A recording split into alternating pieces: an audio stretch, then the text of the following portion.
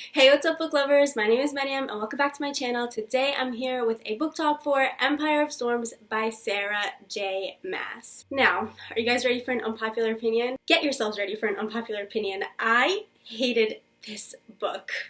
I gave it 2 stars, and if I laugh a lot during this book talk, it's basically because I'm so disappointed that I cannot do anything but laugh. Like, I'm genuinely upset and disappointed by this book. The Throne of Glass series is one of my favorite series of all time. I can't even express that enough. I was so excited for this book. I was expecting this book to be my favorite book of the entire year. I was expecting it to be a 5-star book, and it just wasn't for me. I am so upset. I can't even begin to explain, and I've went through so many stages after I finished this book. I've changed my rating like 2 times, and I've finally settled on 2 stars, and trust me, it's only gotten lower, never higher. When I finished, I rated it 4 stars, and that was because I kept telling myself, no, you like this book, you have to like this book, how can you not like this book? And then I can't stop thinking about how much I did not like this book, so I was like, okay, a 3-star rating might be a little better, might be a little more appropriate. And then I kept thinking some more about how I didn't like this book, and I still can't stop thinking about how I did not like this book. So now it is a 2-star book. I am so upset about this, and I have a lot to say. I have 9 pages of notes, most of them things that I didn't like, and I am sorry if you loved this book, but I just can't say that I liked it when I did it. I can't say that I did have problems with it when I did. I had so many issues. Oh my god, the issues are just astounding me right now. At this point, I'm just like, I don't even care. Let's just be real here. I did not like this book. If you don't know what Empire of Storms is, this is the 5th book in Sarah J. Maas's Throne of Glass series. This book talk will have spoilers if you have not read up to Queen of Shadows, which is the 4th book, so I have warned you now, don't watch this video if you haven't read the first 4 books. And I don't know where to start on my thoughts, so I'm just gonna start with like maybe the 3 things that I liked. The first thing that I liked is the characters, and not the main characters, not Selena and not Rowan. I hate both of them. I'm never gonna say that I like them, and I'm sorry if you do. I just cannot stand both characters to my bones. Like, oh my god, they aggravate me so much, and they only aggravated me more in this book. The characters in this book were basically the only thing that kept me going. I especially loved Manon's chapters. I always find her to be an interesting character. She's morally gray, and her characters were just the best parts of this story. I also very much enjoyed Elite's character, surprisingly. I liked Lorcan and Gabrielle and Fenris. However, Lysandra is the main reason that I ever continued reading this book, because that girl is literally my newest favorite female character of all time. Like, she's reached the top here. Like, she is it for me. She's such a fantastic character, and I love her so much. And I especially loved her and Adion's relationship in this book. Their interactions literally gave me the motivation to keep reading because they were just so perfect and so genuine, and I felt like these 2 characters are the most complex and the most interesting in the whole entire series. They are my biggest ship right now in this series. They just have so much depth to them, and because of that, they are my biggest ship in this series right now, when all the other ones I just don't know how I feel about. Now, the other thing that I really liked was the female friendships. I always liked those friendships in book. This book is no exception. It was there, and I really enjoyed that. Now, that was basically all that I liked in this book. That was basically, I'm literally just laughing how ridiculous this is right now. Okay, so this book is so slow. Like, Sarah J. Maas's books are usually slow, but this one was especially slow. I hit page 500, and then I realized, oh wait, maybe actually like 1 thing happened, 2 things happened. I literally couldn't. I was contemplating putting this book down and DNFing it several times throughout this book, especially when we were reading chapters centered around Selena or Rowan. But then when I hit another character's chapter, I would continue reading the book.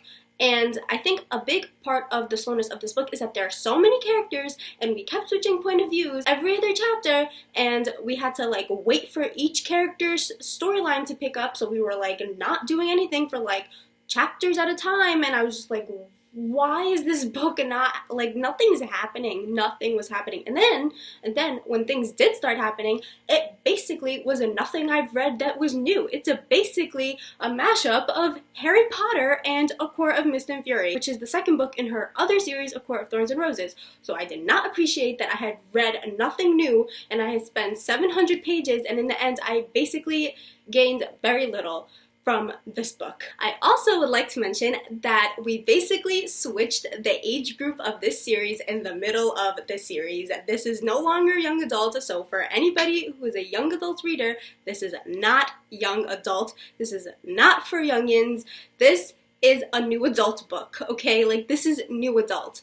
This is not young adult. And I was really mad about that. Not for me, but because there are so many other readers out there who might not be new adult readers who have read up till Queen of Shadows and then all of a sudden have this whole entire new category, like new adult. Like, where did this come from? Like, this should have been consistent throughout the series. I don't think that it was fair to change the age group of a series in the middle of it when you've had like 4 books going on, you know? Like, it's just not fair to a lot of readers. And now, something else that really annoyed me, because we continued this from the last book, Selena and Aelin are not two different people. Number one, I still have a hard time calling her Aelin, so if I flip-flop in this book talk, I'm sorry, I'm trying to call her Aelin, but it's very difficult. Number two, they're the same person, okay? I was so annoyed every single time a character was like, oh, Selena Saradathian is in the room, not Aelin Galathinius.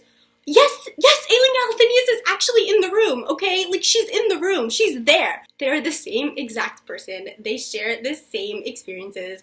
This is not an out-of-body experience. Stop saying that Selena was in the room and not Aelin. Stop saying that Aelin is in the room and not Selena. Same person. Start making that a thing, please. Now, a major character is not in this book. I'm pretty sure a lot of people have heard which major character it is, but just in case you don't know, I'm not gonna spoil it for you. A major character is not in this book. Why? Because it made no sense to me. This character was literally a major character from books 1 through 4. Just completely wiped out of the surface of this book. Let's not even provide an explanation of, you know, anything.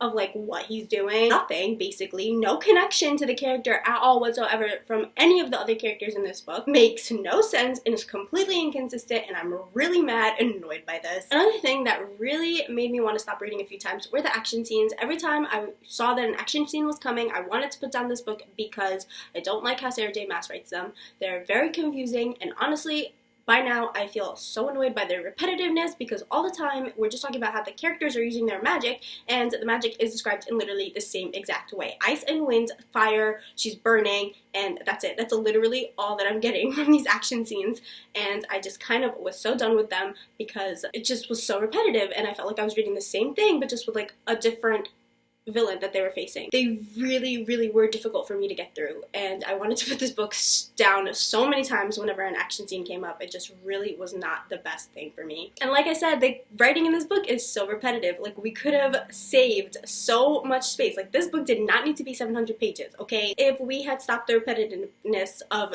the book and the writing, like, it just did not need to be 700 pages. I did not enjoy that. And I am a lover of big books. Like, you don't understand. When a new book comes out in a series, I expect it to be longer than the other books in a series. So for me to say that I wish this book was shorter when it's the 5th book of the series, that's a big thing. Like, okay, and also, don't be deceived. This is like, looks smaller than Heir of Fire and Queen of Shadows. No, this is 700 pages. They're just really thin pages. Like I said, I felt like I was reading the same exact thing. This is basically Harry Potter and A Court of Mist and Fury smushed into one book. What did I gain?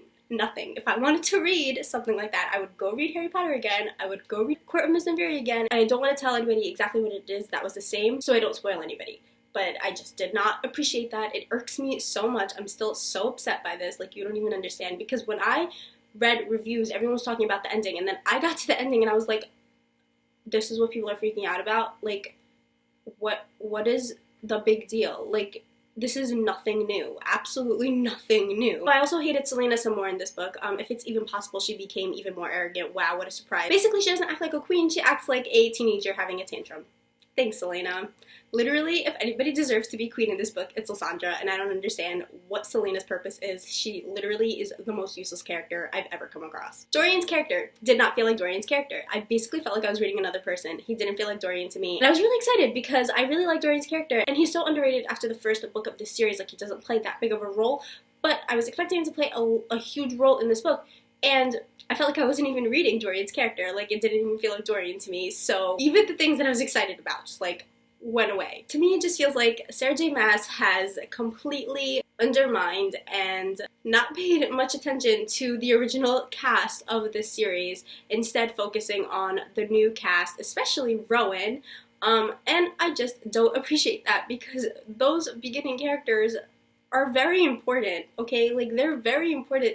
Series wouldn't be where it is today if it wasn't for those characters, because a lot of people like those characters. I feel like we should have paid more attention to that original cast of the series, and we didn't, and we just kind of brushed them and pushed them off to the side and didn't even treat them like they were the characters that we had initially fallen in love with. And there were two very problematic things in this book, very extremely problematic to me.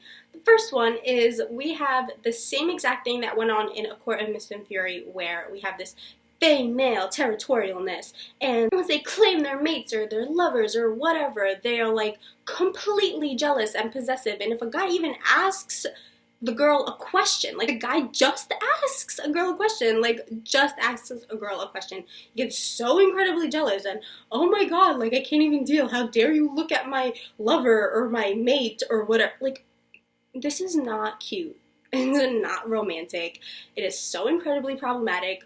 This whole male possessiveness thing does not need to be in this fantasy world. It's normalized also, like, it's just normal and acceptable and okay.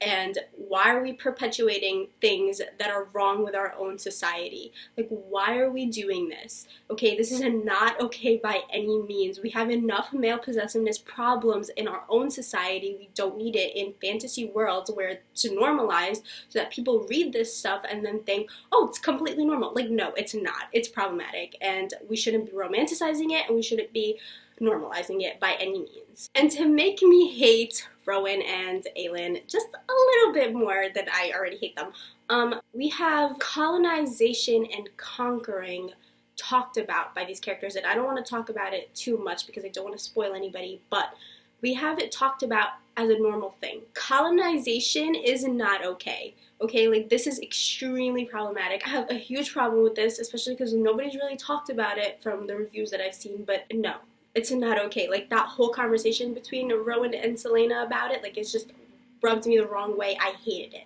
And basically, to wrap up this non-spoiler section, I did not feel like I was reading another Throne of Glass book. I felt like I was reading a book from a completely different series.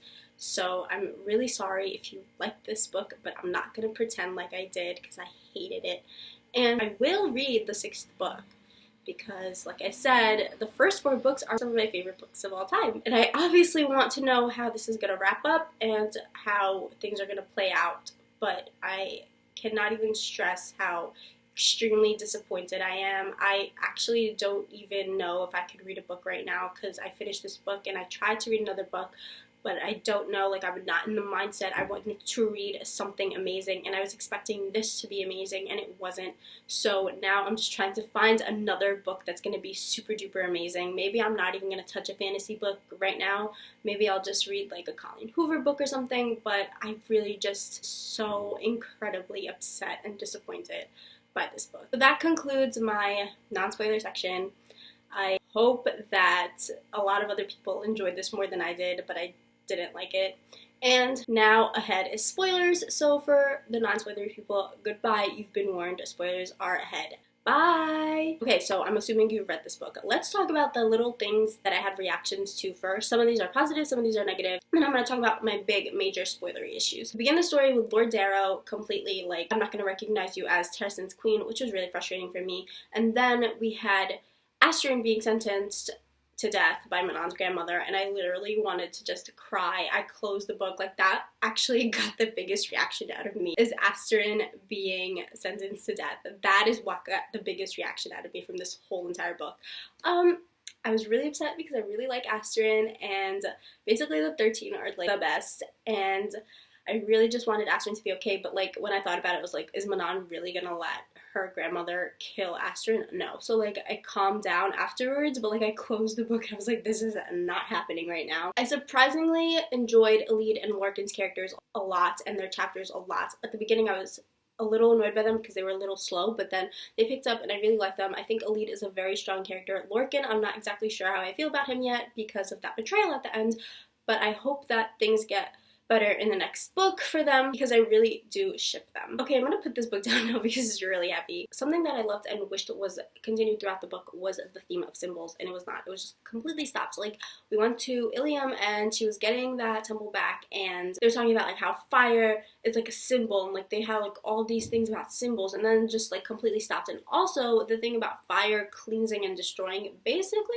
felt like a ripoff of Fahrenheit 451 to me. More things just being taken from other books. I'm really disappointed about that. Like, even when I read that symbol, I was like, I've read this before. When Selena was puking in the bathroom, my first thought was this girl is definitely pregnant, but then she wasn't. But like in my head I was like, she's definitely pregnant. Anyone else love Fenris as much as I did? Because I think it's really weird how much I loved him, and he was basically there for like 2 seconds, but I really love Fenris. Like, every time he opened his mouth, I was like, but why do I love you? I really liked Gabrielle a lot as well, and I hope that he and Adion get a lot closer in the next book. After the attack on the ship, I really liked Manon telling Selena, or Aelin, I'm telling you, I still can't call her Aelin. I loved hearing Manon tell her like to just get up, because sometimes life gets in the way and you have to get up and move on and stop being a baby.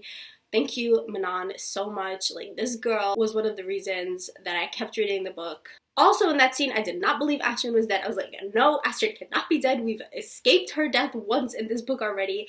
I need to see the body. She's not dead until I see the body in front of me. When Aleid was reunited with everybody, I was really emotional.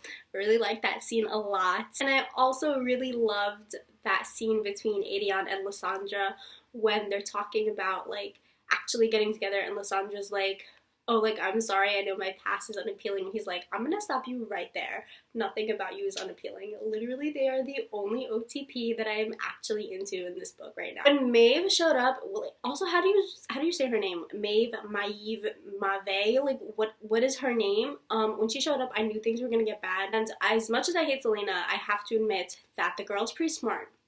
The way she got all those armies to rally behind her. I also really liked how Rowan got his Whitethorn family to like turn against whatever her name is. Something though about Selena getting those armies. Once again, this is a big part of why I didn't like this book. Selena and Aelin are not different people. If Selena and Aelin were 2 different people, then obviously Aelin would not have been able to get the people that she needed for her army. Okay, she wouldn't have had those connections. So once again, they share the same experiences. They're the same person. Let's stop calling them 2 different people. Selena, Aelin, same thing. Selena's in the room, Aelin's in the room. Aelin's in the room, Selena's in the room. This needs to be fixed because I'm so done with it. When the 13 showed up at the scene though, like, I was so happy. If you saw the pride on my face, like literal pride, because the 13 showed up. I love them so much. You don't even understand. They've grown so much since book 3, and they're just like my favorites. I absolutely love them. Oh my god. I really wanted Fenris to be freed as well. Like, it was not fair. Gabrielle was freed, Lorcan was freed. Fenris should be freed too, okay? Like, it's not fair. He deserves some little happiness, okay? And the last thing I want to talk about before I get into the problems I had is Lysandra. Literally, I love her so very much. I can't even express that enough. She's such a great character, and she's so underrated. And Skulls Bay scene where they were attacked at Skulls Bay, I read through that because of Lysandra. I was able to read through that because of Lysandra. The way that she just takes everything and she just does what she has to do, I love her for that too. And I loved at the end when she was like, I'm not gonna apologize to you, to Adion, when he was really mad at her. You know what, Adion, everyone's life sucks right now, not just yours. Get over it, stop being a baby. Like, he really annoyed me in that scene. But I really love how she just took it and was like, I'm here to serve my queen. Like, Lysandra is herself a queen. I love her so much. I can't wait to see more of her in the next book, and I can't wait to see how she's going to deal with this Lysandra-Aelin shift. And I'm really worried about it because I feel like something's going to go wrong and something's going to happen to her, and I don't want anything to happen to her because right now she's my favorite character in this series. So now for my problems. Number 1, like I said, I didn't like Dorian's character, but I also hated how everybody treated Dorian. Like, everybody except Lysandra once again, bringing me back to why I love this girl so much. Everyone except Lysandra looked down on Dorian, was condescending towards Dorian. Like, none of you are better than him. Get over yourselves. I really didn't like how everybody treated him. Like, I hope all of you understand Dorian is your only ally right now. Like, stop treating him the way you're treating him. Another thing involving Dorian that really annoyed me in this book was Manon and Dorian's relationship. Going into this book, I was so excited for this relationship. I was ready to hardcore ship it. Oh my god, I was so ready. And when Manon saved Dorian, I was hardcore shipping it. Now, that relationship went from 0 to 100 real quick, okay? Like, really fast. There was no build-up except for that scene at the beginning, and then all of a sudden Manon and Dorian are together, and like, no. Where's the build-up?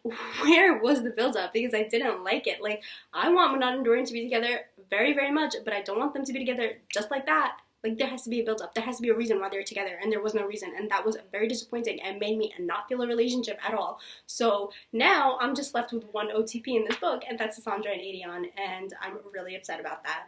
Also, Dorian mentions like at least 500 times that he misses Chaol, and he needs Chaol, and Chaol is doing this and this for him, but Chaol isn't nowhere in the book.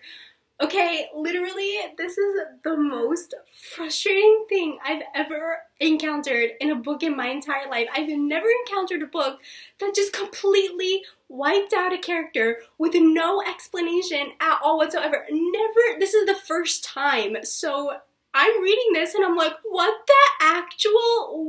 is going on? Where's Chaol? Okay, like Chaol plays a major role in books 1 through 4. Chaol is the reason why half of these characters are still alive, and the guy is nowhere in the book. And you can't even tell me that Chaol was doing nothing, because Dorian's talking about how Chaol's doing stuff for him, and he's making alliances, and how they're gonna get Chaol to, like, form an alliance to get some more troops and soldiers and an army. Like, you can't even tell me that Chaol was doing nothing. And even if he wasn't doing that, you know what I was expecting going into this book? I was expecting to follow Chaol to getting healed and meeting that healer that was mentioned in the Assassin's Blade. That's what I was expecting, and it wasn't there. Chaol was just nowhere to be found. Just like, oh, bye, Chaol. Like, what? Oh my god, I'm so mad. You can't just cut out a major character for no reason at all whatsoever. I really sincerely hope that I see this guy in the next book, otherwise I'm gonna be so incredibly upset. Literally, this is the second most aggravating thing about this book. Are you guys ready for this? There was an actual conversation, a literal conversation between Rowan and Aelin on page 570. I'm telling you, I can't make this stuff up, where they're talking about conquering not just Terrasen, but more than just Terrasen. She's like, oh, perhaps if being queen bores me, I'll make myself empress. Excuse me? Who do you think you are? Who do you think you are? Get your land back, and that's it. You are a person who has experienced what it means to have somebody conquer you, and you're gonna just go and do that to other people? Like, and you actually want to tell me that that's not gonna cause casualties and pain and hurt and wars for other people? Like, what? Are these other people just gonna give you their land like, oh, here, take it? No, like, you're gonna hurt other people for no reason other than you're bored. Perhaps if I'm queen and I'm bored, I'll, like, conquer other lands. Like, who are you? Who are you? Please explain to me. This is so incredibly problematic. Like, I can't even begin to explain how disappointed I am with this. Not just, like, I hate Selena, but, like, disappointed that this fact is even a thing in this book, that this thing even exists as a normal, actual thought that could actually potentially happen in any other book. Like, I'm so mad. Like, I'm actually so incredibly disappointed. And nobody's talked about this. Like, this is not okay. Like, I'm sorry. Like, it's literally not in any world okay by any means to just conquer and colonize other lands because you're bored. Who are you? Who are you? Nobody. Get over yourself. You're just a little Selena. And now comes my biggest issue with this whole entire book. This is literally nothing new. This is Harry Potter plus A Court of Mist and Fury smushed into one book. Guys, like, can we please accept this fact? Can we please accept this fact? Let me go through the Harry Potter thing first. The mirror where they could see the memories, yeah, that's just the pensieve, okay? That's literally what it was. And then, in Harry Potter, book number 5, I'm sorry, like, if you haven't read Harry Potter, I don't know where you've been, but I'm about to spoil Harry Potter. So, in book number 5 of Harry Potter, we find out that there's a prophecy that either Neville or Harry is the chosen one, and that they will have to defeat the biggest threat in existence, Voldemort. Correct?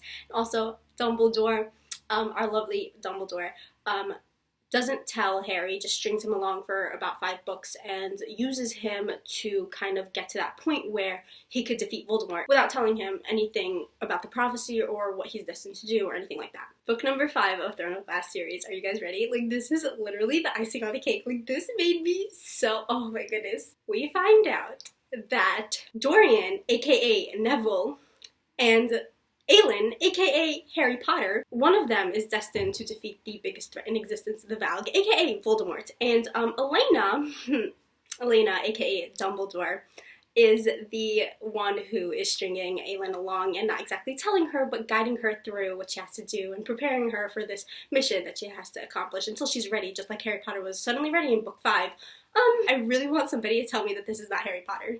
I really want somebody to tell me that this is not Harry Potter. Please, somebody tell me that this is not Harry Potter. This is exactly Harry Potter. Like, this is Harry Potter 2.0. Like, I hope everybody understands that, and it made me really mad because Harry Potter is my favorite series of all time. If I want to read Harry Potter, I will just reread Harry Potter. I don't need to read a Harry Potter retelling. Don't touch it. Don't copy another book into this. And that was the big reveal, okay? That was the big reveal of this book. So you can imagine my disappointment. Like, I was like, this is literally Harry Potter. I just want to cry right now. Like, I sincerely want to cry. I know I'm laughing, but like, I want to cry because of how upset I am. And honestly, I just think that Dorian's gonna be the one who ends up dying, not Selena, unless they find a way out of it. But I do think that Dorian's gonna be the one who takes this. Now, the parallels to Akamath. Mainly, this is between the relationships. If you have not read A Court of Mist and Fury, I will put the picture of A Court of Mist and Fury up here while I talk about spoilers, so that you don't get spoiled. But if you have read A Court of Mist and Fury. So, in A Court of Mist and Fury, Rhys knows that Feyre is his mate and doesn't tell her. In Empire of Storms, Selena knows that Rowan is her mate and doesn't tell her. In A Court of Mist and Fury, Rhys and Feyre get secretly married. In Empire of Storms, Rowan and Selena get secretly married. And the thing is, in Akamath, it kind of makes sense. In Empire of Storms, it makes no sense, because let me explain something to you right now. No one believes that Aelin is gone, okay? So Aelin is Lysandra right now, is this correct? Yes, Aelin is Lysandra. So we don't really need a king, you know? Like, we don't exactly need him to be in Terrasen. And it's not even like he's going to Terrasen. Like, okay, get married, I don't care. Don't use it as a secret plot twist, okay? Like, it really was not a plot twist. Like, it contributed nothing to the story. Okay, great, he's the king of Terrasen. What is he gonna do? Go rule Terrasen? No, because Aelin, aka Lysandra, is gonna go rule Terrasen while you go and save Aelin. So, like, really, what did this contribute at all to this whole entire story? Like, we know that they're mates. Like, there's no debate between the ships right now. That's not what this is about. This is about the fact that this absolutely contributed nothing to the entire overall arcing scheme of the book. Like, that was not a plot twist. It was not a good plot twist if it was intended to be a plot twist. It just literally made no sense. It was like, oh, copy paste from Akamath. Are you serious? Like, this is what I read for 700 pages. I got that. At this point, I just love A Court of Thorns and Roses series so much more than Throne of Glass right now. I'm really upset. I'm excited to see how Lysandra is going to deal with this, and I just hope that the next book is going to be better. I'm sorry if I was ranting. I'm sorry if you like this book and I really just destroyed it. And